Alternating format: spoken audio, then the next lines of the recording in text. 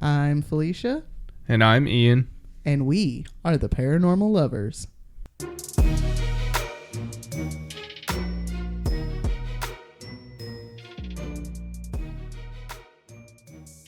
Hello, paranormal dudes, dudettes, and dudays. Welcome back to another episode of the Paranormal Lovers. Hey guys, Hey guys. thanks for joining us here for another episode, number 155. Yep. I'm so confused today. That's fine. I have no idea what Ian's doing this week, but before we get into that, well, what did you love about this week, babe? The beach. The For sure. beach. Savannah's always fun. Yeah. It's my favorite city. Tybee Island's one of my favorite islands. Yep, we had fun. It's pretty Mhm. cool. It's a nice B&B. What was your favorite thing about the whole trip?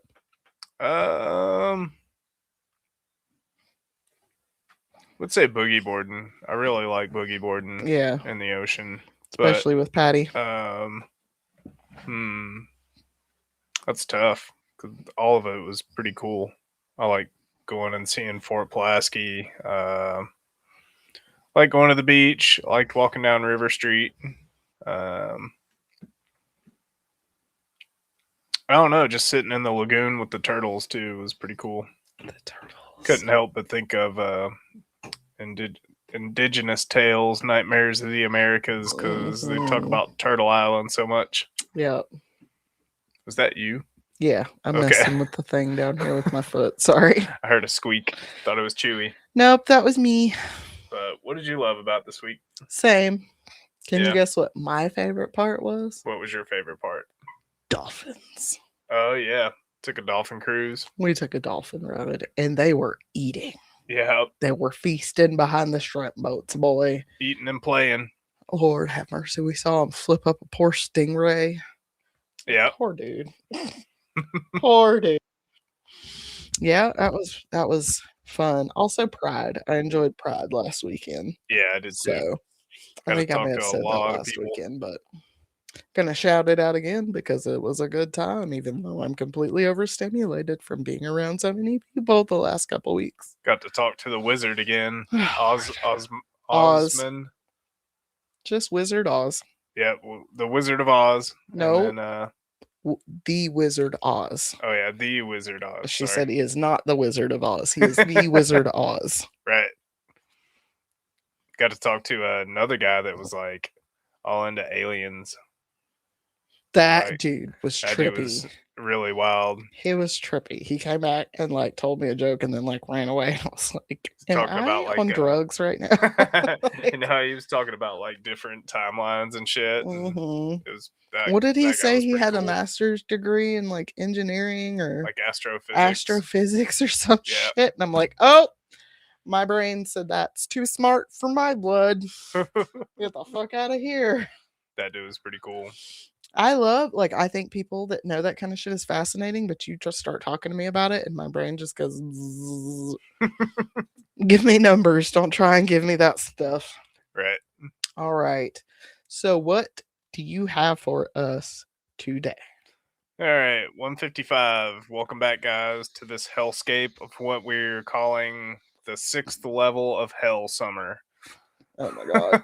Y'all, So Savannah was hot. so fucking hot. And then we come back and it's like as The heat wave followed us back hot home. as it is in Savannah here in Western And North just Carolina. as humid. Damn, it's hot out there. But one thing we have the benefit of is at least it gets cooler up here at night. That, and we have a lot of trees, so it's shady, so it kind of gives some relief. Monday night, the first night we got to Savannah, we sat out on the back porch until like 3 o'clock in the morning talking, and it stayed 80 degrees the whole fucking time. Yeah. High 80s. Miserable. All right. So this week we're going all the way to the other side of the world to tell you guys about the alien abduction story. Abduction? Did I say adduction? No, you said abduction. Abduction story from Australia. All right. The abduction happened in a rural area in Queensland named Gundiah. in the Wide Bay Burnett region. It lies on the east coast of Australia near Gucci and several state forests. I got to looking at the surrounding areas, and I think I found where me and Felicia are going to retire at. Mm-hmm. Because, man, they have like mountains and forests, and it's by the coast, so you got the sea. Y'all, fucking Twilight did a number on me, showing me cliffs over the ocean, Yeah, and I ain't been the same we're gonna since. buy us an RV in Australia and But I run can't around go all the live over coastal there towns. because it's a bunch of white nationalists.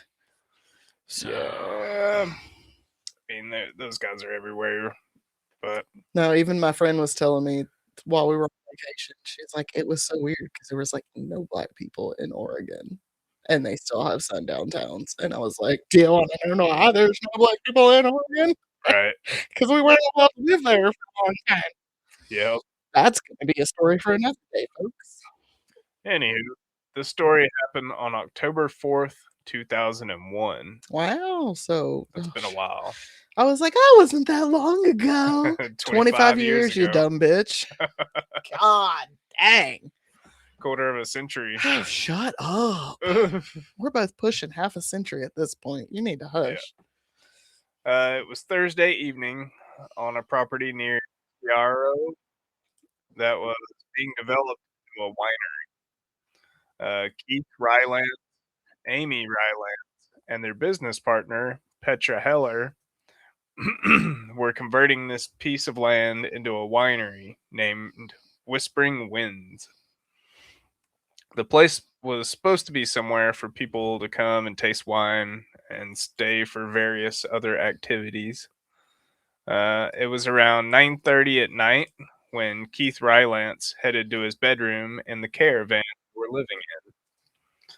Now, I'm not sure what a caravan is, but I'm It's thinking an it's RV. like a bunch of Yeah. RVs parked together. Oh, so you've never watched My Big Fat Gypsy Wedding, have Nope. you? Which I hope they changed the name of that. But they call themselves gypsies. But yeah. I don't know about in Australia, but like in Romani culture, Hmm. they all have like RVs and they all like live together in a caravan. Right, Think of like old school gypsies in their wagons. right. Yeah. So he proceeded to fall asleep as Petra went to her own room, and Amy remained in the caravan's lounge room. She wanted to stay up and watch TV on the couch for a bit. The lounge room sat in between the two bedrooms with only a wall and a door to the bedrooms separating each other. Petra had left the door to her room slightly cracked that night, and the door to Keith's room they usually left wide open.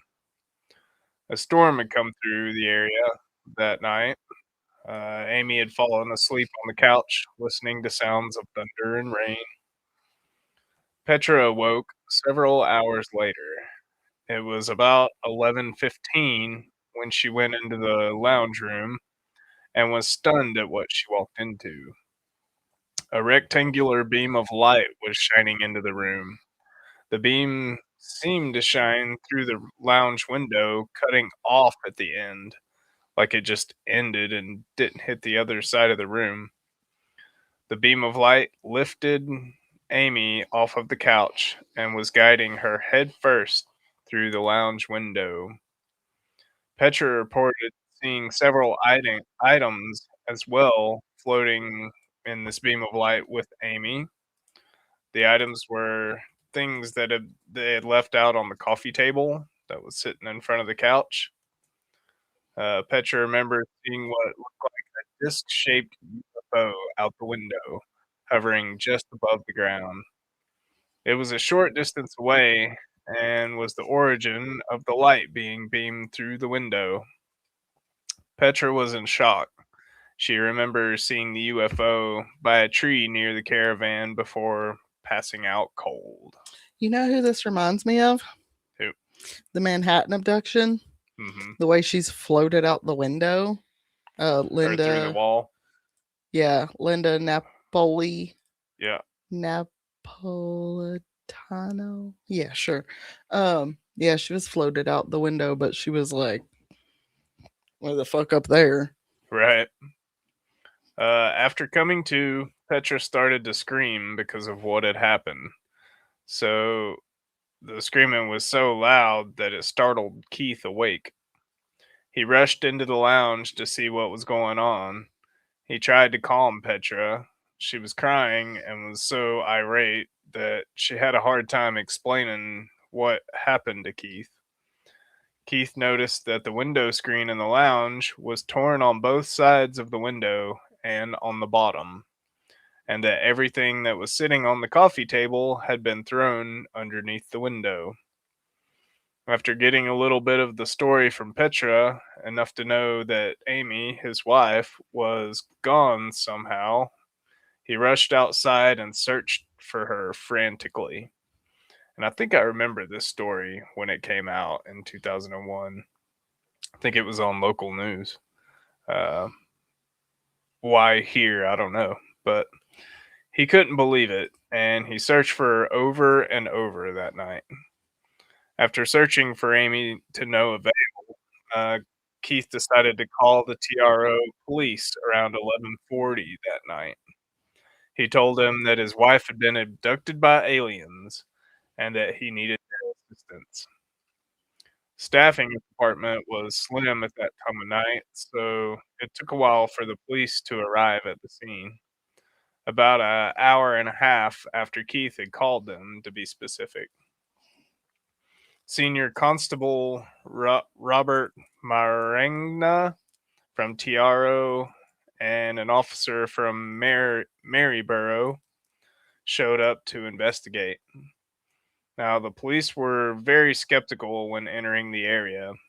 They thought that they could be walking into a crime scene or possibly a murder Mm-hmm. because, people are Yeah. crazy. And also, I'm sitting here. I'm skeptical as fucking hell. I'm jaded as shit.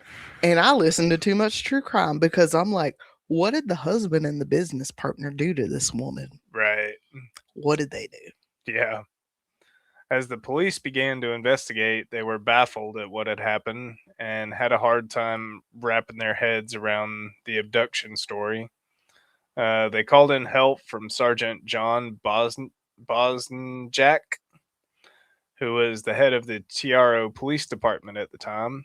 The officers observed that Keith Rylance and Petra were in a state of shock, and there was no sign of Amy Rylance. They inspected the window very carefully and looked for any evidence that would lead to where Amy went. They found that a flowering bush outside of the window looked like it was damaged by heat, Hmm. like its flowers on one side of it got cooked. That's not good. They collected samples of the bush for testing. While the police collected evidence and were interviewing Keith and Petra, a phone call came through on Keith's phone. He answered it, and it was a woman from Mackay, or Mackay. She said that the woman had shown up at her BP service station. The woman was distressed and in shock and was very dehydrated. The woman was Amy Rylance and had shown up 790 kilometers north of Gundiah. So it's way far north from Almost where they were 500 from. miles in like An hour. in an hour and a half. Yep. That's not physically possible. We know. We just drove 350 miles Yep. like in one direction. hmm That's not possible.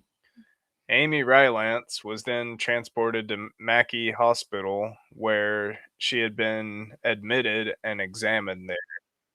Keith then handed the phone to the senior constable to speak to the woman that had found Amy. With the wild stories of her abduction, the police then got the Mackay police involved. The Mackay police then went to interview Amy to get her side of the story. They even notarized the document under the Justice Act, requiring Amy to tell the truth of what had happened to the best of her knowledge, or she could face prosecution. Amy said she had fallen asleep on the couch watching TV. She had no recollection of the story Petra had told of the beam of light floating her through the window. But the next thing she remembered was waking up on a bench in a weird room with illuminated walls and ceiling. She was alone and remembers hearing a male voice calling her by name and telling her to stay calm and that nothing would harm her. Then a very tall man entered the room. He was around 6 foot tall and was very skinny. She said that he wore a full bodysuit and wore a mask over his head. It covered everything except his eyes, nose, and mouth. I picture a ski mask. But he continued to comfort her, telling her everything would be okay. Amy stayed in the room for what felt like a very long time for her. Then the man told Amy that they were returning her, but close to where they had taken her from. Not quite, sir. But that they could not drop her off at her house because the lights were not safe. She then said she remembers falling asleep on a bed. The next thing she knew, she was waking up in the middle of the forest. Mm. She was lying on the ground and she could smell salt water from the ocean. Amy was very disoriented when she awoke. She had no clue where she was and spent a long while just trudging through the bush. She eventually ran into a road and, looking around, noticed the light. After following the road, she figured out that the light was coming from a nearby gas station. After walking into the gas station, she asked the employees for help, and the employees were happy to assist her. They gave her water because she was severely dehydrated. The employees tried to find out where Amy came from, but were unsuccessful because Amy was still in shock and couldn't answer many of their questions. They asked her if she was drunk or had taken any drugs. Amy told them that she had not done any of those things. She said she was tired and sore, and she was acting very lethargic. Not knowing what to do, the employees and Amy decided that it would be best for them to take her to the hospital. After arriving at the hospital, Amy spoke to two police officers. They finally figured out who she was, and the two officers spoke with Amy's husband on the phone.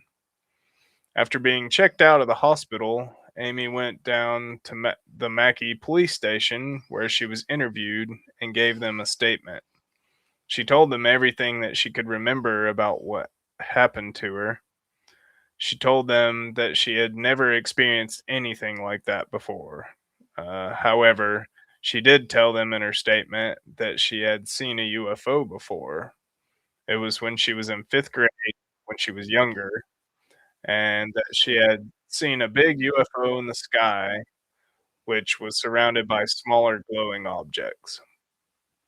The police got Amy a hotel room to stay in while she waited on her husband to arrive. Amy, her husband, Petra, and one of Amy's friends stayed there for a while, trying to piece together what had happened. Detailed notes and photographs were taken. Amy had triangular marks on the inside of her right thigh from the encounter. All right. She also had marks on her heels, and her dyed hair seemed to grow back quicker than normal. Hmm. She could tell because her natural hair color had grown back in. Yeah. She also had more body hair than she had previously. It's almost like she was gone longer than an hour and a half. Right, Because, like, you shouldn't get dehydrated in an hour and a half. right. It was like a significant amount of time had passed, even though it had been less than 24 hours. Later on, Amy and her husband became interested in learning more about UFOs. They started reading the Australian UFOologist magazine. Tabloid, I'm sure. They also gave out an interview to a local TV and news station. They found the number of the Australian UFO Research Network office. Keith called them and spoke with Diane Harrison on October 5th, so the next day. They shared their story with her and wound up talking with her for over an hour. Diane was amazed at their story, and with the mention of the solid light, she decided to call in Bill Chalker to help with the investigation. She called him later in the evening of the 5th. He was scheduled to speak at a UFO conference in Brisbane on October 13th. He was a specialist that talked about solid light UFO abduction cases. Bill then gave Keith and Amy and Petra a call while they were staying at the motel. He recorded their conversation with permission, of course. Bill got to talk to Amy and Keith, but didn't get Petra's side of the story that day. Keith did give Bill a detailed description of what had happened according to the notes that the three had put together. He told Bill of what Petra had witnessed and his own account of what he and Amy had experienced. Bill then talked with Amy about her before and after what had happened to her. Or Bill then talked with Amy about her before and after story of what had happened. He already knew the part about when Amy was in the room with the tall man, but Bill wanted to know more details from her.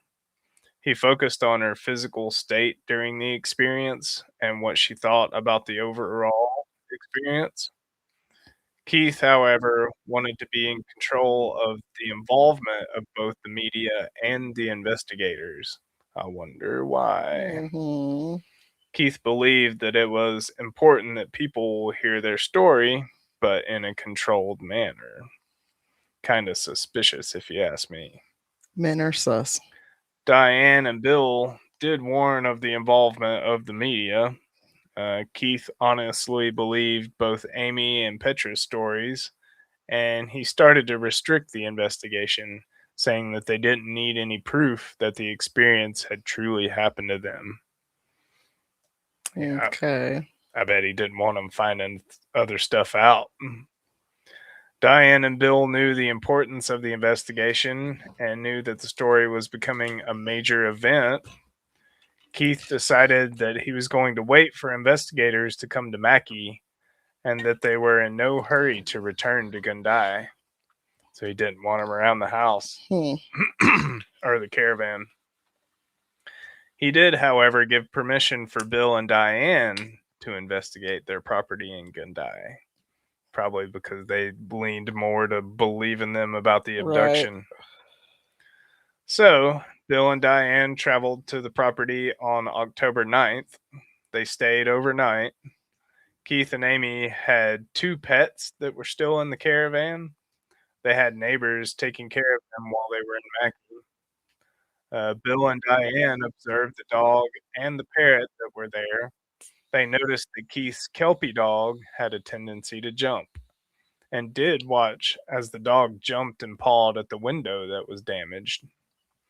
They didn't rule out the possibility that the dog had damaged the window screen. They also examined the plant damage and didn't rule out that the damage could have been done naturally because of the heat. They found the same type of bush in the front yard instead of the backyard, and it was damaged in the same way. They also seen similar damage to the same type of plant in other places. So it's just something that happens with that plant. They just wilt when they get hot, I guess. Yeah, like half of them can wilt. It's fucking Australia, man. Right. What time of year was it again? October. Cooling off, but could still be hot. That's their summers, I think. Right? Because their summers are like opposite ours. Yes, right?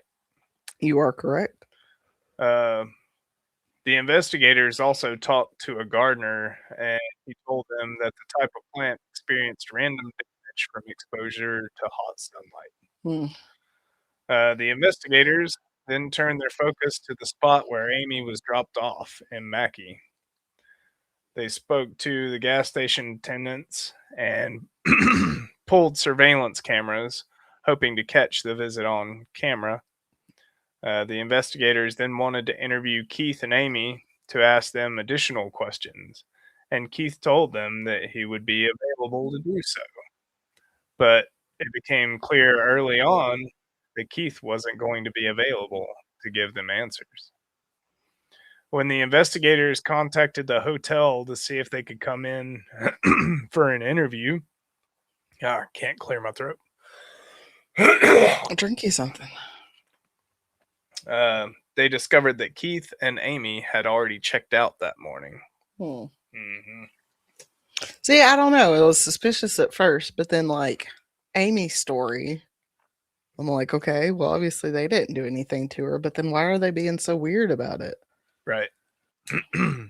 They left messages on Keith's phone saying that they were trying to get a hold of him, but Keith didn't call them back till 2 days later when they were scheduled to leave Mackay. Keith told them that they were forced to relocate because of an encounter with men in black. I mean, Keith said while they were out one day that they had been pursued by a dark brown four-wheel drive vehicle truck. So they decided to flee the area. Keith and Amy and Petra then dropped off the radar and became unreachable. More investigation was needed to figure out what happened to them, but 25 years later, the trail has gone cold, and Keith, Amy, and Petra are still missing. the fuck? Or in witness protection somewhere, but they haven't been heard from since. Yeah. The fuck? Yeah. They got him. Right. The men in black got him. Maybe, yeah. No, I don't like it. Right. I don't like it. So this is a pretty elaborate case, and a lot of people think that it was a hoax, but after the incident with the men in black happened, it seemingly scared the three into hiding indefinitely, probably. I don't think three people can hide for 25 years. Right? Like I know, and it's just maybe I watch too many like cop dramas. Mm, But I don't believe three people can keep a secret like that for that long. right. You know what I mean? Somebody's going to slip up. Somebody's going to make a mistake somewhere. Yeah. I think they got. Yeah. Or maybe it was like a murder suicide situation. Maybe. I don't know. They've been missing ever since, though. Or maybe it was like an affair and they killed Amy and then they And then they changed ran their away. names and ran away. Right. It'd be easier for two people to keep a secret It's true. for 25 years Yeah. than three. But I don't know. That's weird, man. That's the story of the abduction of Amy Rylance. And just they've never been seen again. Nope. According to my, what I read about them. Your research that you did on it, yeah. That is crazy. Yeah. It's a wild story. It all happened in like, what? A few days. 3 or 4 days. Yeah. Just, I don't know. It's weird just the fact that, like, yeah, like I said, at first I was suspicious. On TV too. Like, at first I was suspicious. Because, again, never meet a man. Don't trust men. The dude looks suspicious too. Did you see a picture of him? I can't find a picture of him actually. He looks so suspicious. What was his first name? Keith. Keith Rylance. At first I'm suspicious of him, but then right? That's really? that beautiful woman married that man's. Actually, I can't actually find a picture of him. I don't think any of those are him. But anyways, like it was a redhead, you know. I was suspicious of him at first, but then, Amy claims to have these memories of being in this weird room with this weird dude. So like Right. what, they had her abducted and like taken to some facility? Yeah, that's she'd have to be on some pretty strong psychedelics to like, hallucinate that Right. whole experience. Which is possible. Yeah. But like, why? Right. What would be the point of all that? Just to have her show up an hour and a half later Right. and her body's symptoms, like the shit that her body was going through, having longer hair, having her roots grown out, having That and the times too. being dehydrated. Like, how does all that happen in an hour and a half? Like they would have to like, I don't know, drug her so severe that she would be missing a couple of days of her memory Yeah. and then drop her off over there. But then how did they get back over there? You know what I mean? Yeah, it's a lot. Because they like called from Gundiah, And they were and then she was all the way 750 miles away, or okay, so they were 300 miles away. at a location where they were making a winery. Yep. And it was in the middle of development. So there were other people there that had seen her that day. Probably, yeah. So it wasn't like she had been gone for like a week. Right? Right. And then, oh, she's missing. And then she just shows up miraculously an hour and a half later. She was there that day. People probably saw her. She remembers falling asleep on the couch. She remembers falling asleep on the couch. So I don't think they had anything to do with it. It's wild, isn't it? But then why all the subterfuge afterwards? Right. Like, why are you hiding it? Like, why are you? And then, And you're only letting some people yeah, interview you, not like whole. Which they did warn him. The UFO guys were like, "Don't call every news station right. because like they'll think you crazy or something." Which I get that too. I get like not wanting everybody in the world involved, Mm-hmm. but Yeah, I don't know. But then, like, if they did, if there was truly a truck that was following them, like, we have heard stories of Men in Black harassing people before. yeah, Happened with Mothman. yeah, Happens with Black Eyed Kids. yeah. Like, so. And they're all like, "Oh, you can't talk about this, or we'll do something." Mm-hmm. Most of the time. Most of the time, the Men in Black are like more threatening than they are. Yeah, Yeah. So I don't know. That's a wild one right there. it is a wild one. And I don't remember anything about it, which I was only 15 at the time and I was a teenager. I remember this one because it was back in like my teen years where I was like all into alien stories and Mhm. shit. For sure. That, and it was kind of before the internet got real big, Right. and so like I still watched the news, and I Mhm. remember seeing it on TV. It may have been like the ABC Nightly News or It something. might have been Unsolved Mysteries. It fucking could have been.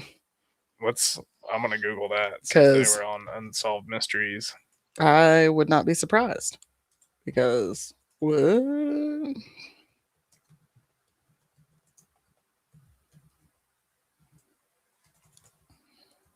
Let's see, was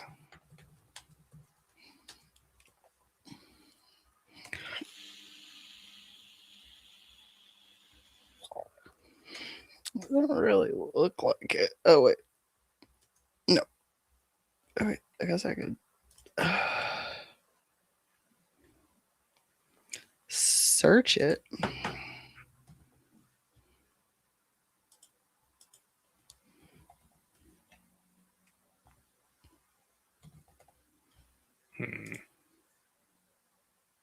Doesn't look like it.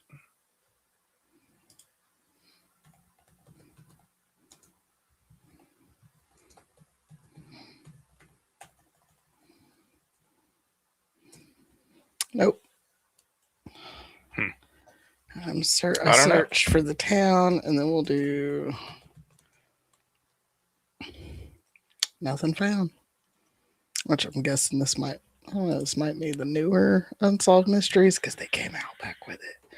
Did you know? That's cool. Did you know they came out with it again? Right. It's in its 5th season, I think. Volume 5, October 2nd, only on Netflix. Nice. And they have a podcast. That's cool. That is cool. Maybe we can get on there. That would be cool. That would be fun. All right. Well, that was an interesting story, and I'm going to be thinking about that for a while. Where did they go? It's a good What palate happened? cleanser. That was a much needed palate cleanser after that bullshit. Because Yeah. wow, Our history episode this week was pretty bad. it was really bad. Really, really bad. I don't like it. I never want to have to do that again. Especially not when I like know somebody that's been through it. You know what I mean? I'm like, oh shit, that explains why you're so fucked in the head. Love you, mean it. If anybody's wondering what Cass is doing in the window, that's our cat Cass. You see the kitty. Castiel. Hi, Cass. Hey, Cass. He's like, I heard my name. Cass. Kitty, kitty, kitty. He's too entranced with the birds and critters in the backyard. Yeah. They don't get to go outside anymore, so that's their little outside time. Get some fresh air in the window. He's only a 15-pound boy. He ain't that big. All right, guys. Well, you guys have a good week, and we will see you guys later. Be kind to each other. Love you. Bye. Love you guys. Bye.